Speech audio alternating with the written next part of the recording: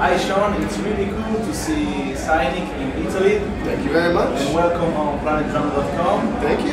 Thank you for having me. So, can you explain us something about your new EP, Retraced? Yeah, Retraced was kind of happened in an interesting manner. We found ourselves with about 4.5 weeks of literal downtime. And we kind of had the idea of you know, maybe revisiting some of the songs from Traced in Air, kind of in the more of the environment of how they're written. You know, the vocal melody against, you know, like a guitar or a piano, and strip it down and kind of give the fans a sense of where these songs can go, because they're not just like riffs, you know what I mean? Underneath there is a song with a harmony and a melody. You know, we all have home studios and we all play different instruments, and so it just kind of gave us an opportunity to step out of the cynic kind of barriers, boundaries, and just do something unique and interesting. You know, I think Cynic kind of has the reputation for doing new and different things, and you know, our music has a lot of energy, but our music has a lot of emotion in it, and so it was just a real nice exercise in reinterpreting the songs, and then it gave us the opportunity to release a new song as well. I mean, we want to get into the studio as soon as possible, but there's been so much touring going on that we haven't had enough downtime to write a complete record.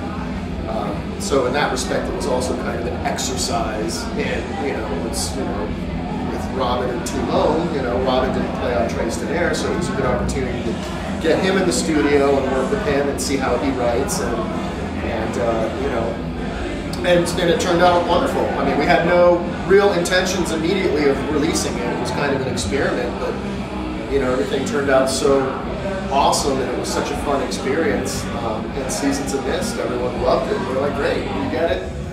You know, we don't want boundaries, you know what I mean? I don't think the next record's going to sound like that, but, you know, it gives us a little more room to stretch out and, you know, make some new, interesting music.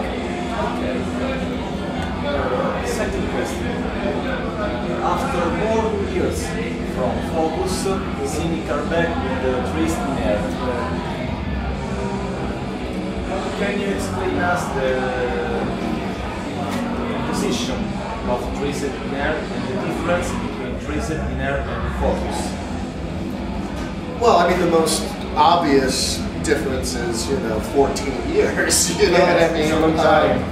And we've all been active in music, you know. None of us left music. We might have kind of bowed out of the metal scene for a while, but, you know, I went back to school for composition as a piano player first, and, you know, Paul went back to school. We all kept, you know, I did some film scores, some TV scoring, because I like to compose, and I think that helped us kind of build our muscles, the musical muscles and the skill. And I think the difference between Traced in Air and Focus is really that the songwriting is much stronger. You know, I think with Cynic, you know, there were songs there, but they weren't kind of, you know, songs you could just play on acoustic guitar and sing a vocal and it made sense. It was very riff oriented, it was very rhythmic, you know, a lot of turns and twists. And for me personally, when I listen to Traced in Air, the technicality comes from getting the most out of the smallest amount of material, you know, and you don't have to have 15 riffs in a song for it to be complicated. You can have 3 good, you know, a verse, a pre-chorus, and a chorus, and you can make that work, flip it upside down, you know what I mean? Just, that's probably the biggest difference. I mean, and then of course the studio, the sound, I mean, you know, technology and music gear has come so far in 14, 15 years. But strangely enough, I think when you listen to both records, it's still very Cynic. You can tell that it's still the same band. You know, it might have been a lot younger then and a little more crazy with how we approached the music. But yeah, what'll be interesting is the third record, and to see how that fits in with the other stuff. But I mean, you know, just better songwriting, better musicians, making better, more mature choices in that way. You know. Really kind of dipping where you need to dip and going up when you need to go up, you know, knowing kind of your bandwidth and your colors that you're working with. As well as, you know, we've all are kind of studio geeks too, so there's a lot more insight into how to achieve a better sound, a better performance, etc. So. I saw that your drum kit is really original than the usual metal drum kit with 2 double bass, 1,000 toms. Which is the choice of our particular drums? 2 floor toms? Yeah, I mean, to me it's almost, there's the left side and the right side, and it's like down the middle is almost like each side I approach as a mirror. So I have a right cymbal here, I have a right cymbal here. I have a hi-hat here, I have a hi-hat here. Crash here, crash here.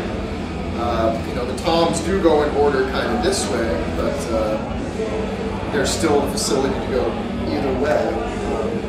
And early on, I still go back to one of my favorite books of all time, which is New Breed by Gary Chester.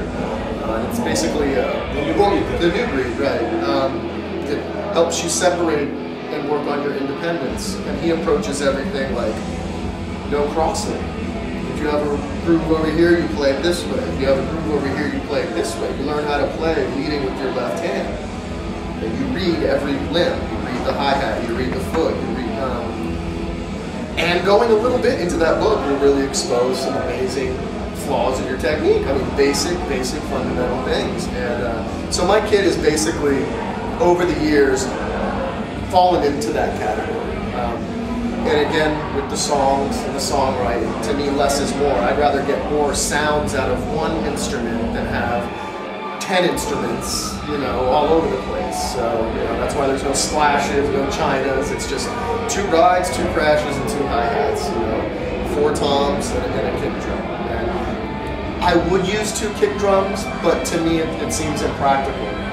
I mean, unless you really wanted a tone difference between kicks, which some people did back in the day, I'd rather have the same drum, not have to worry about it, and it also allows me, you know, I have a very efficient setup. Everything is extremely close, and, you know, I'm not spread out, my hi-hat's not here, everything is, you know, right where I can get to it. So having 1 kick drum, and I play a 20-inch kick, just allows me to have everything, you know, nice and efficient. The last thing we want to do is expend more energy than we need to. Yes. You know what I mean? Yeah. Which are the drummers that influence you in the past? Okay. Which are the drummers that influence you now? Okay. I mean, right off the bat, when I started playing when I was 10, I switched from piano. I played piano when I was 7 to 10, and I was like, I really want to play drums. And at that time, you know, Alex Van Halen, huge influence. His feel is impeccable. I mean, you think of Van Halen, you're like, oh, that's. If you listen to his playing, that guy's got a serious groove. It's really groovy. Oh my God! And Neil Peart, of course. I mean, I was playing every Rush record out, you know, by the time I was 12 or 13. I mean, that was a big school for me. You know what I mean? The school of Neil Peart. Then when I kind of got into, I mean, I was lucky enough to have a really good teacher. Even though I was into hard rock and metal, my teacher from the start of lessons was like, check out Chick Corea, check out Return to Forever, listen to these jazz drummers. It wasn't just the stuff I wanted to listen to. You know, he made sure I was exposed to other music. And so, even though I was getting into guys like, even back then, I'll say Lars Ulrich. I mean, you know, in the early days was you know, definitely a big influence. You know, Charlie Benante from Anthrax, you know, Rain and Blood with Dave Lombardo. You know, in the 80s, these were the guys that were really amazing. I mean, Gene Hoglan with Darkness Descends, the Dark Angel record, when that came out, I was like, oh my God, you know. But at the same time, I was always listening to Dave Weckl, Vinnie Colaiuta, you know, Peter Erskine, Elvin Jones, these jazz guys.